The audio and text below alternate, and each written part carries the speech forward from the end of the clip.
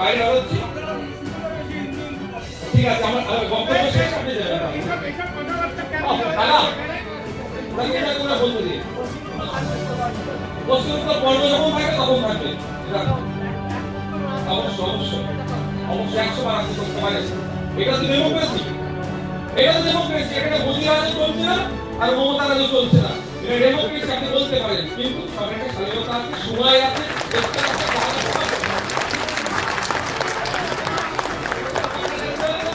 সম্মানীয় স্বপনবাবু চেয়ারে বসছিল স্বপনবাবুর বক্তব্য শেষে আমি দেখলাম কনফিডেন্ট নয় এটা স্থলকাল পাত্র হিসাবে আমি এখানের মধ্যে বিধায়ক আমি চেয়ারে বসে থাকবো স্বপনবাবু দাঁড়িয়ে বসে থাকবে এটা স্থলকাল পাত্র হয় না আমি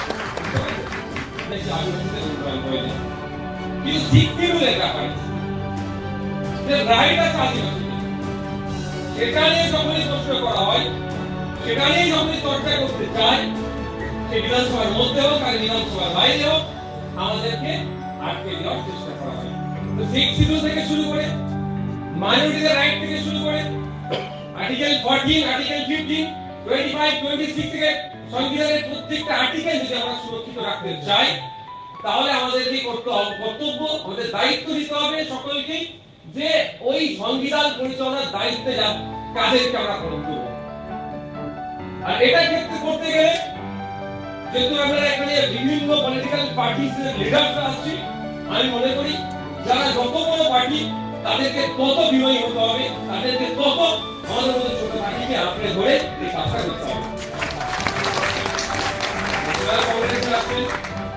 যারা আছেন এখন আমি মূল বিষয়ে ফিরে আসি আমরা এই কাজকে দেখতে পাচ্ছেন বিভিন্ন রাজনৈতিক দল বা বিভিন্ন যারা আমরা সম্মিলিত হচ্ছি এর প্রচেষ্টা আমরা বেশ কিছুদিন ধরে আমরা শুরু করেছিলাম যেটা আমরা নাম দিয়েছি সংবিধান রক্ষা মঞ্চ তাদের একটা উদ্দেশ্য আমরা নিয়েছিলাম প্রথম আমাদের ছিল যেটা যে ওয়াকফ সংশোধনী আইন যেভাবে শুধু সংখ্যার জোর দেখিয়ে কেন্দ্র সরকার নিয়ে আসলো তার কেন্দ্র সরকারের নিয়ে আসা বিলের বিরুদ্ধে যেভাবে লোকসভা এবং রাজ্যসভাতে বিরোধী দলের এমপিদের নিয়ে আসা যুক্তির কাছে তারা কিন্তু নাচতে রাজি হয়েছিল তারা উত্তর দিতে পারেনি কিন্তু শুধুমাত্র সংখ্যার জোর দেখিয়ে সেটাকে বিল থেকে আইনে পরিণত হচ্ছে তার বিরুদ্ধে আমাদেরকে ঐক্যবদ্ধ লড়াই করতে হবে তারপরেই ছিল মাইগ্রেন্ট লেবারদের উপরে বিভিন্ন রাজ্যে যেভাবে অত্যাচার নেমে আসছে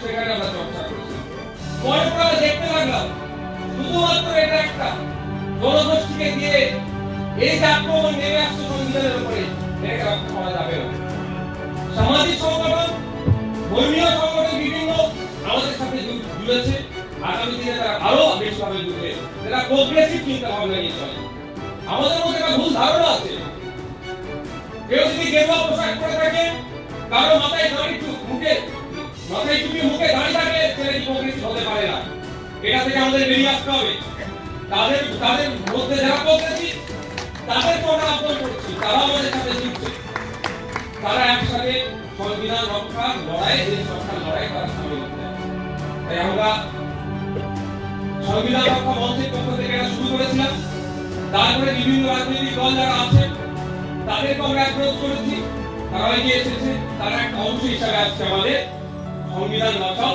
দেশ বাঁচাও কনভেনশন আমরা আগামী দিনে আদিবাসীদের 2006 সালে ফরেস্ট রাইট অ্যাক্টকে অ্যামেন্ডমেন্ট করে 2023 সালে যে আইন করেছে সেই আইনে ঠিক যেভাবে 2025 এর ওয়াকফ অ্যামেন্ডমেন্ট অ্যাক্টকে সামনে রেখে মুসলিম সম্প্রদায়ের উপর আঘাত করেছে 2023 এ ফরেস্ট রাইট অ্যাক্ট অ্যামেন্ডমেন্টও আদিবাসীদের উপর আঘাত করেছে সেটাকেও আমরা ইনক্লুড করছি একসাথে হিন্দু মুসলিম নির্বিশেষে দলিত আদিবাসী মুসলমান নির্বিশেষে এই সমস্ত কেন্দ্রে নিয়ে আসা যে সমস্ত অ্যামেন্ডমেন্ট বা নতুন নতুন আইন হচ্ছে যেগুলো জনসাধারণের বিপক্ষে যাচ্ছে জনগোষ্ঠীর বিপক্ষে যাচ্ছে তাদের বিরুদ্ধে আমরা ঐক্যবদ্ধ লড়াই করব সে আমরা প্রতিজ্ঞাবদ্ধ আমি আজকে বেশিরভাবে ওয়াকফ নিয়ে বলেছি আমি জানি না আমার একটু দেরি হচ্ছে আমি ক্ষমা প্রার্থী আমি ওয়াকফ সংশোধনী আইন নিয়ে দুটি করে কথা বলবো আমাদের যারা এমপি যারা ছিলেন পার্লামেন্টের উভয় পক্ষে তারা যথেষ্ট বলেছেন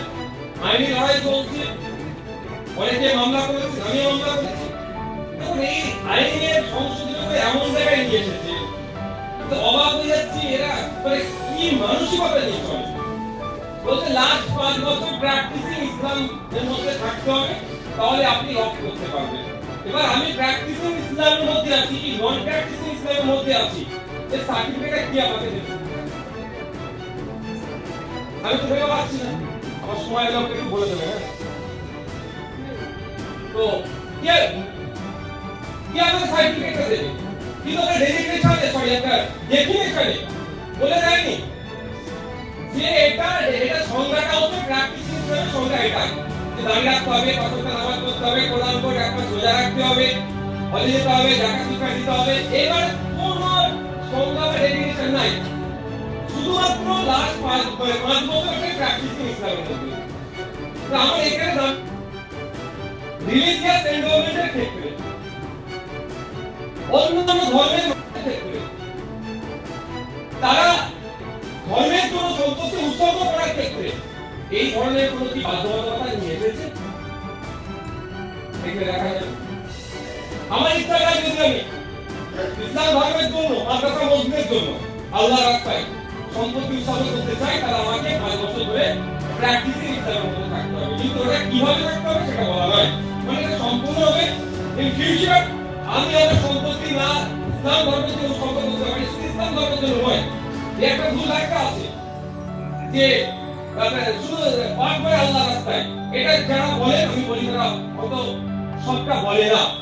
অফি আওলাদ অফি লিল্লাহ, একটা আমি আমার ছেলের জন্য সম্পত্তি উৎসর্গ করে গেলাম, আমার ছেলেরা আমার পরবর্তীতে সম্পত্তিটা বিক্রি করে দিতে পারে। একবার সম্পত্তি অফ করা মানে অলওয়েজ অফটা বিক্রি করতে পারবে না। আর একটা সম্পত্তি হচ্ছে আমি আমার সম্পত্তি আমি আল্লাহর রাস্তায় দিয়ে দেব, দুটো আছে। তো আমি আল্লাহর রাস্তাটা ধরে রাখতে পারি, আমি আমার ছেলের জন্য সম্পত্তি উৎসর্গ করতে পারবো না, সেই রাস্তাটাও মোদিজি আমাদের জন্য বন্ধ করছে। যেটা আমি অন্য ধর্মের যাই, রিলিজিয়াস এনভায়রনমেন্ট অন্যান্য ধর্মের এই ধরনের কোনো প্রতিষ্ঠান নাই। যেখানে সংবিধানের 14 নম্বর আর্টিকেলে বলা হচ্ছে, যেখানে রাইট টু ইকুয়ালিটির কথা বলা হচ্ছে, জাত ধর্ম বর্ণ লিঙ্গের থেকে আলাদা বিচার করা হবে না বলা হচ্ছে, সেখানে মুসলিম সম্প্রদায় হওয়ার জন্য সম্পূর্ণরূপে তাদেরকে কণ্ঠাসা করা হচ্ছে। আমি ধন্যবাদ জানাবো পার্লামেন্টের সেই সমস্ত এমপিদেরকে এবং সেই সমস্ত রাজনৈতিক দলগুলোকে যারা বলিষ্ঠ কণ্ঠে সংখ্যায় কম হলেও যেভাবে যুক্তি তর্ক দিয়ে নাচতে নাবুদ করেছে, পার্লামেন্টের কেন্দ্রীয় মন্ত্রী কপালে ঘাম বার করে ছেড়ে দিয়েছিলেন, তাদেরকে স্যালুট জানাই। আমি বললাম বিশ্বাস করবেন না, ওই দিনকে আমার বাড়ির মানে ফ্যামিলি মানে আমার সাথে আমার মত পার্থক্য হয়ে যাচ্ছিল। বাড়ির ছোট ছেলে কাছি যাচ্ছি নাকি সব ঠিক ব্যাগে লক্ষ্য রাখে, আমি তো লাইভ ফোন হয়েই বসে আছি, কে কে আমাদের বক্তারা কি বক্তব্য দিচ্ছে, ভাত দিয়ে কচি খেয়ে নিয়ে যাবে। আর আমার একটা কথা দুবার শুনলে একদম প্রচন্ড রাগ হয়। দীর্ঘক্ষণ থাকছি না, আমি বক্তব্য দেখছি, আমাদের যারা এমপিরা আছেন, যারা এই পক্ষে কথা বলছে, তো বিতর্ক এক প্রকার হয়ে গেল। আমাদের আমার দাঁড়ান খেয়ে গেল। আমার বলার বক্তব্য এটাই যে ইন্ডিয়ান লিমিটেশন অ্যাক্ট 1963 ওয়াকাফ সম্পত্তির জন্য প্রযোজ্য ছিল না। শুধু ওয়াকাফ সম্পত্তির জন্য নয়, পার্সিদের ধর্মীয় সম্পত্তি, খ্রিস্টানদের ধর্মীয় সম্পত্তি, গুরুদুয়ারার সম্পত্তি, হিন্দু ভাইদের দেবত্ব সম্পত্তি, যত ধরনের রিলিজিয়াস এনভায়রনমেন্ট আছে সেক্ষেত্রে ইন্ডিয়ান লিমিটেশন অ্যাক্ট 1963 প্রযোজ্য ছিল না। এটা অর্ডিনারি অ্যাক্ট, আমরা সবাই জানি কম বেশি 12 বছর যে জায়গায় থাকি, সেটা খাতায় কলমে না বলেও তার সত্তার মালিক না, মানে খাতায় কলমে না হলেও সত্তার একটা মালিক হয়ে যাচ্ছে। ধর্মীয় কোনো সম্পত্তির উপরে এটা প্রযোজ্য ছিল না, এটা ওয়াকাফ সম্পত্তির উপরে। নতুন যে আইন নিয়ে এসেছে, সেই আইনে ওটা প্রিন্সিপাল অ্যাক্ট 1995 এর 107 সেকশন ছিল, সেটাকে অমিট করে দিল। তাহলে ওয়াকাফ সম্পত্তি এবার বেদখল করার সবথেকে বড় সুযোগ করে দিল। এই ধরনের একাধিক জায়গা আছে।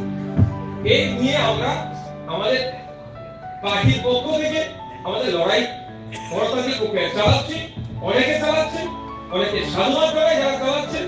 তবে আমাদেরকে এটা নিয়ে আরো বেশি বেশি চর্চা করতে হবে। এটা শুধু ব্যাপারটা মুসলিম ধর্মীয় ব্যাপার নয়, এটা মুসলিম ধর্মীয় ব্যাপার হিসাবে যদি মুসলমানরাই লড়াই করবে, সংগ্রাম করবে, এটা নয়। এটা একটা আমাদের মুসলিম সম্প্রদায়ের মধ্যে যাদের আছে সেটা তো আমরা কাটিয়ে ওঠার চেষ্টা করছি। ঠিক অপোজিট সাইডে ভিন্ন সম্প্রদায়ের মানুষ যারা আছে তাদেরকেও আহ্বান করছে হচ্ছে না। আমি এখানে বক্তব্য নিশ্চিত দিয়েছে যে আমরা নাগরিক হিসাবে এক নাগরিকের অধিকার হনন করা হচ্ছে, অপর নাগরিক নিশ্চিতভাবে দায়িত্বশীল নাগরিক সে চুপ করে বসে থাকতে পারবে না। সে নিশ্চিতভাবে নাগরিক অধিকার রক্ষার স্বার্থে সেও প্রতিবাদে সামিল হবে এবং যাতে প্রতিবাদে সামিল হয়, যে প্রতিবাদে সামিল হয়ে অস্বস্তিকর পরিবেশ না তার জন্য হয়। আমরা আমাদের পক্ষ থেকে, আমাদের মধ্যে যারা সংগঠন আছে তাদের পক্ষ থেকে বারবার করে ঘোষণা দিচ্ছি, আমরা এই প্রতিবাদে কোন ধর্মীয় স্লোগান থেকে শুরু করে অন্য এমন কথাবার্তা না হয়ে যায় যাতে আমার কাছে দাঁড়িয়ে অন্যজনের প্রতিবাদ করতে অস্বচ্ছন্দ বোধ করে, যাতে স্বচ্ছন্দ বোধ করে। তার জন্য সেই পরিবেশ তৈরি করার জন্য আমরা সর্বোচ্চ প্রচেষ্টা চালাচ্ছি। এখন শুধু দরকার আপনাদের সর্বসম্মতভাবে আমাদের সাথ দিয়ে আমাদের মিল না। আজকে সংবিধানের উপর আঘাত আসছে, 14, 15, 25, 26, 29, 300 পদ এই ধরনের একাধিক আর্টিকেলের উপরে, অনুচ্ছেদের উপরে আঘাত আসছে। এটাকে রক্ষা আমাদের করতে হবে। এতদিন পর্যন্ত ওয়াকাফ সম্পত্তি নিয়ে কোনো বিধান হলে ওয়াকফ ট্রাইব্যুনাল সেটা সমাধান করত, আর আমরা এখন দেখছি তার থেকে বেশি পাওয়ার বেড়ে নিয়ে ডিস্ট্রিক্ট কালেক্টর হাতে দিচ্ছে। এতদিন চলতো এটা জুডিশিয়াল মাইন্ডে, এটা ওয়াকাফ না ওয়াকাফ না, আর এখন অ্যাডমিনিস্ট্রেটিভ মাইন্ড হয়ে যাচ্ছে। আর একটা ডিস্ট্রিক্ট ম্যাজিস্ট্রেট বা ডিস্ট্রিক্ট কালেক্টরের কতটা দম আমি অন রেকর্ড বলছি, সেটা আমাদের থেকে ভালো করে জানবে না। দক্ষিণ 24 পরগনা জেলায় ডিস্ট্রিক্ট ম্যাজিস্ট্রেটের ভোট পরবর্তী হিংসাতে আমরা গিয়েছিলাম, পুজোর দোহাই দিয়ে, ঈদের দোহাই দিয়ে, যাতে আমরা সংযুক্ত মোর্চা সিপিএম এর শ্রমিক লাইন স্যারের নেতৃত্বে আমরা গিয়েছিলাম, পুজোর দোহাই দিয়ে যাতে অন্তত মানুষগুলোকে বাড়িতে পৌঁছে দিতে পারি। আমরা ম্যাডাম ছিলেন যে ম্যাডাম ঈদ আসছে, এদেরকে বাড়ি পৌঁছানোর ব্যবস্থা করুন, ম্যাডাম পুজো আসছে, এদেরকে বাড়ি পৌঁছানোর ব্যবস্থা করুন। আচ্ছা দেখছি যে ডিস্ট্রিক্ট কালেক্টর, আমি অন রেকর্ড বলছি, আমি দায়িত্ব নিয়ে বলছি, যে ডিস্ট্রিক্ট কালেক্টরের শাসক দলের নেতাদের গুন্ডাদের অত্যাচারের শিকার হয়ে মানুষ বাড়ি ছাড়া হচ্ছে, বাড়ি ফেরানোর ক্ষমতা নেই, সেই ডিস্ট্রিক্ট কালেক্টর কোনটা সরকারি জায়গা আর কোনটা ওয়াকাফের জায়গা সেটা ডিসাইড করার ক্ষমতা কতটা আছে সেটা তথ্য ফেলে যাচ্ছে। সংখ্যায় কম, দাবি করার চেষ্টা করছে, কিন্তু যুক্তির কাছে তো পারছে না। আমরা দেখছিলাম আমাদের যারা কংগ্রেস, জাতীয় কংগ্রেস, বিভিন্ন রাজনৈতিক দলের এমপিরা যারা বক্তব্য দিচ্ছে, তারা তাদের যুক্তি করবে।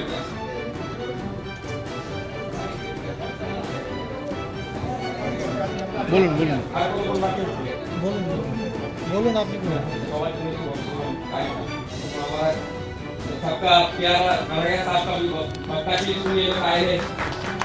हमारा सीनियर लीडर है मोहम्मद सलीम साहब, उनका भी काफी बाकी है।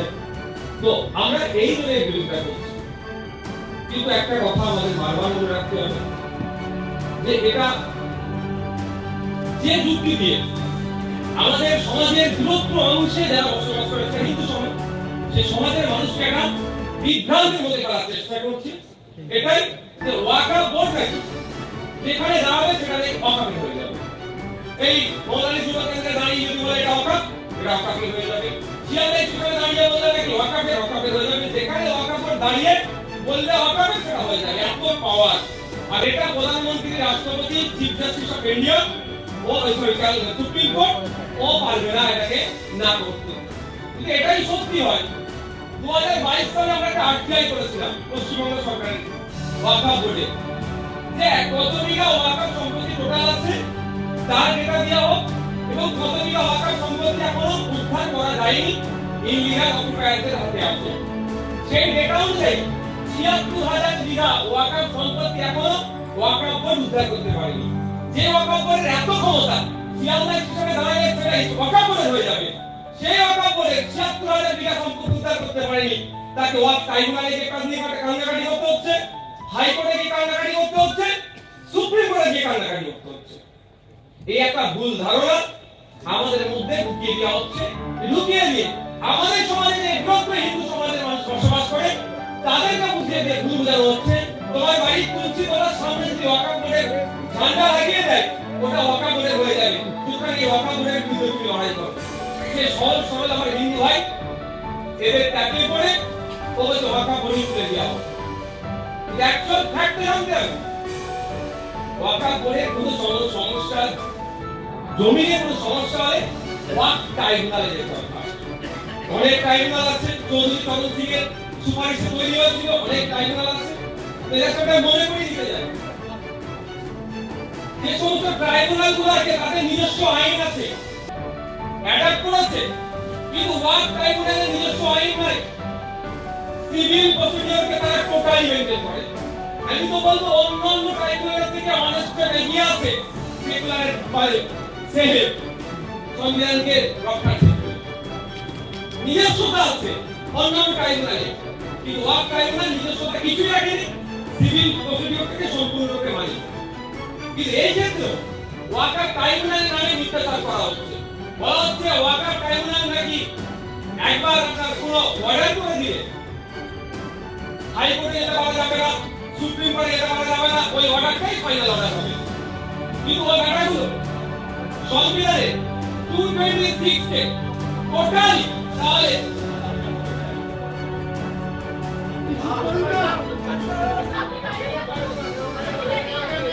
আচ্ছা, যা অসুবিধা হচ্ছে আমার শিক্ষার্থীরা কিছু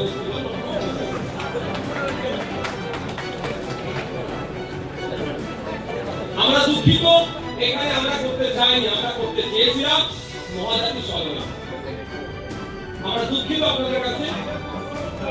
এখন আমাদের ডেমোক্রেসি অবস্থা तौहीद बांग्ला। अभी बंगाल में आप एक प्रोटेस्ट भी करना चाहोगे तो आपको कोर्ट में जाना होगा, कोर्ट से ऑर्डर लेके आपको प्रोटेस्ट करना होगा। ये बोलकर हम यहाँ नहीं करना चाहते। हाँ, यहाँ ऑफर के प्रोटेस्ट भी आप नहीं कर सकते हो, आपको दिल्ली जाना है, यहाँ पे नहीं कर सकते। ये मिसाइल दिया है बाहर, हम लोग यहाँ करने नहीं पाते थे। हम लोग महाजाती सदन में हम लोग करना चाहते थे, ওখানে আমাদেরকে পারমিশন দেওয়া হয়নি, আমরা বাধ্য এখানে করলাম। ওখানে 1000 মাগুরে মানুষ ধরা হয়েছিল, সেই চেষ্টা আমরা করেছিলাম, কিন্তু আমাদেরকে দায়িত্ব কি করবো, ফলে এখানে করতে আমরা দুঃখিত। ये तो शुरुआत अभी शुरू हुई है। आने वाला दिन में अगर मैंने पहले बार बोला तो 12 मतलब नेशनल लेवल का जो पार्टीज है, तो केरला, कर्नाटक, तमिलनाडु, पूरा इंडिया में जिसका होल है, अगर वो पार्टी हम जैसे छोटा मोटा पार्टी को लेके सब अगर चलने के लिए तैयार है, तो आने वाला दिन हम लोग ये मजमा यहाँ नहीं, क्रिकेट का मैदान में हम लोग दिखाएंगे। लेकिन सबका सेल्फ रिस्पेक्ट है, उसको बरकरार रखना चाहिए। तो अभी जरा बोलছিলাম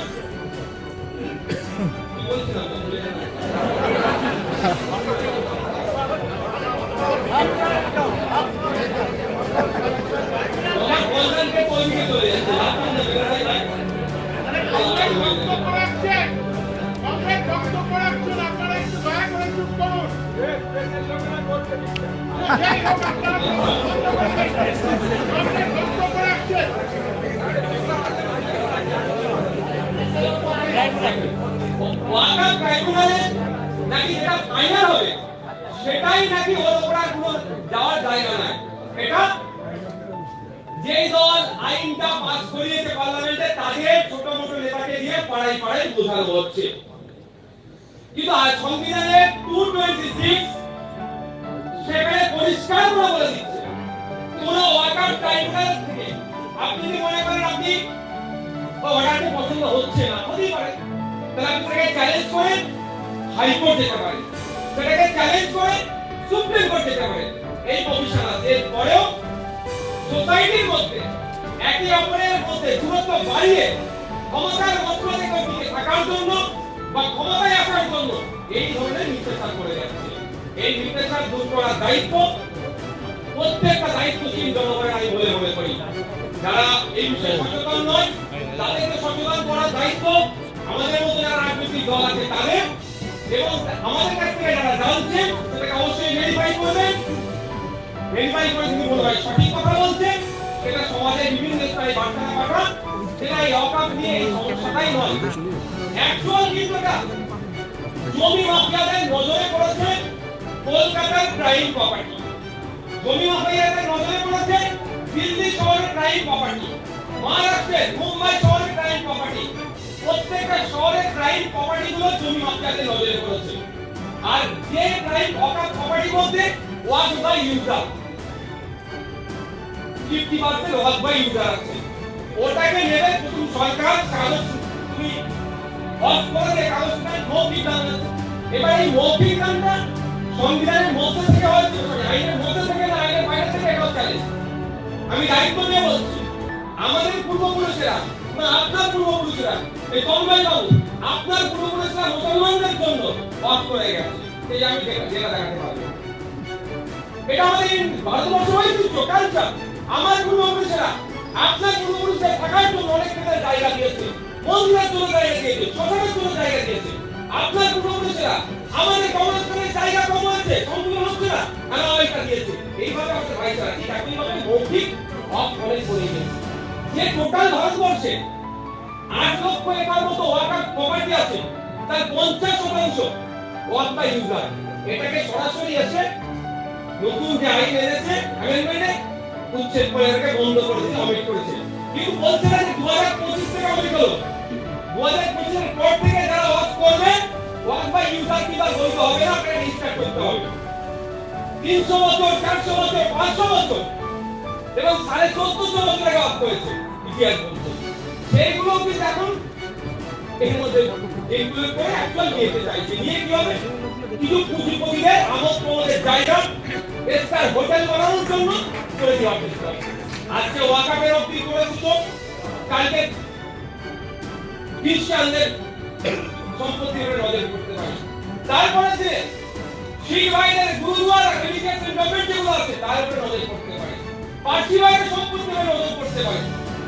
পরে তো সবার শেষে আসবে কি এখানে যদি সংখ্যাগরিষ্ঠ হিন্দু হয় দেবত্ব সম্পত্তি এরা জমি হলো, এদের নজরে এটা এই লড়াই আমাদের জমিকে বাঁচানোর লড়াই, যেমন প্রত্যেকটা মানুষের রাইটকে বাঁচানোর লড়াই।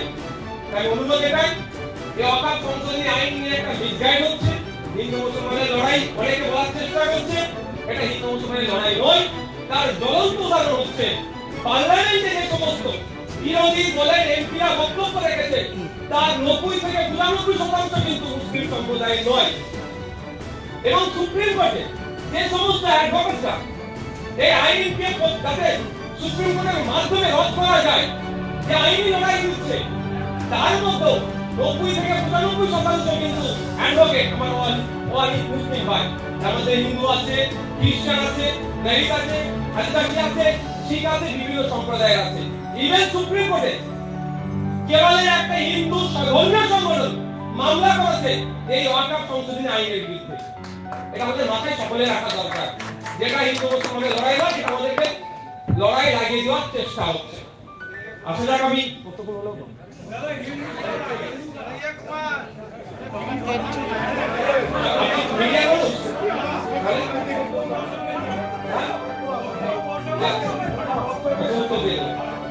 আমি বাইরে হচ্ছি, ঠিক আছে, আমার বক্তব্য শেষ আপনি দেবেন। দাদা বলতে দিন, প্রশ্ন পর্ব যখন থাকে তখন থাকবে, অবশ্যই অবশ্যই অবশ্যই 100 বার আপনি করতে পারেন। এটা তো ডেমোক্রেসি, এটা তো ডেমোক্রেসি। এখানে মোদি রাজে চলছে না আর মমতা রাজে চলছে না, এটা ডেমোক্রেসি আপনি বলতে পারেন। কিন্তু সরকারের স্বাধীনতা আছে, সময় আছে।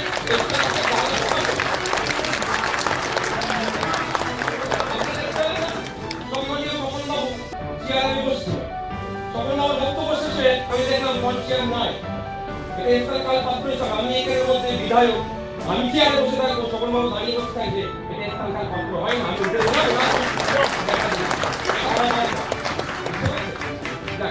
আপনারা আমার অনুরোধ এটাই আপনাদের কাছে যে লড়াইটা আমাদের সংবিধান বাঁচানোর লড়াই। এই লড়াই সর্বজাতি সর্ববর্ণের মানুষকে যোগদান করতে হবে। আর যদি আমরা মনে করি একটা ভিন্ন ধর্মের মানুষ, একটা ভিন্ন জাতির মানুষ টার্গেটে হচ্ছে, ওরা বুঝে নেবে, তাহলে কিন্তু আমরা আগামী দিনে কার পালা আসছে বোঝা বড় নাই বা বড় বড় কষ্টকর, কিন্তু আসবেই আসবে। এটা হচ্ছে জমি মাফিয়াদের নজরে পড়েছে। আজকে আমরা স্বাধীন ভারত পেয়েছি, সংবিধান পেয়েছি, বলার স্বাধীনতা পাচ্ছি, ভোটদানের স্বাধীনতা পাচ্ছি। যদিও বাংলাতে তো আপনার যাওয়ার আগে আপনার ভোট হয়ে যাচ্ছে, সেটাকে বন্ধ করতে হবে। যতটুকু যা পাচ্ছি আমাদের পূর্বপুরুষের লড়াই করার ফলে, আমাদের পূর্বপুরুষেরা কাঁধে কাঁধ মিলিয়ে জাত ধর্ম বর্ণের ঊর্ধ্বে গিয়ে ব্রিটিশদের বিরুদ্ধে প্রায় 200 বছর লড়াই করে দেশকে স্বাধীন করেছিল বলে আজকে আমরা এই স্বাধীনতা পেয়েছি। সেটা ক্রমশ সংকুচিত হচ্ছে, সেটা ক্রমশ আমাদেরকে গলা চেপে ধরা হচ্ছে। এটা যদি আমরা সংবিধানের অধিকার রাইট যেগুলো আছে এবং আমাদের পূর্বপুরুষের আত্মত্যাগ আত্মবলিদানকে যদি যথাযথ আমরা মর্যাদা দিতে পারি, তাহলে আমাদের দরকার এখন তাদের দেখানো পথে চলা, অর্থাৎ অন্যায়ের বিরুদ্ধে রুখে দাঁড়ানো। আর আমি মনে করি আমাদেরকে অন্যায়ের বিরুদ্ধে রুখে দাঁড়াতেই হবে। সেই সময় ইন্টারনেট ছিল না, ফোন ছিল না, কিছুই ছিল না।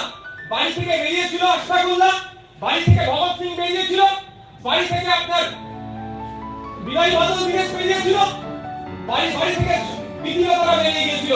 লক্ষ্য রেখেছিল একটাই, দেশকে স্বাধীন করতে হবে। এখন তার সাথে গিয়ে রাজপথে দেখা হবে, লড়াই ময়দানে দেখা হবে। কে আসছে আমার লড়াই, সেটা তারা কিন্তু ভাবেনি। তারা বেরিয়েছিল, একসাথে সংযুক্ত হয়েছিল। আমরা হাফেজ বিন নিসার আলীকে দিদুমি নামে চিনি। তিনি দিনার সময় ৮৩,০০০ কৃষককে ঐক্যবদ্ধ করে জোরদার জমিদারদের বিরুদ্ধে ব্রিটিশদের বিরুদ্ধে লড়াই করেছিল, ইন্টারনেট না থাকার পরে। এত সহজে মানুষের সাথে অ্যাক্সেস না থাকার পরে, তাহলে আমাদের এখন এত সহজে মানুষের সাথে অ্যাক্সেস থাকার পরে আমরা কেন এখনো অনেক ক্ষেত্রে চুপ করে বসে আছি?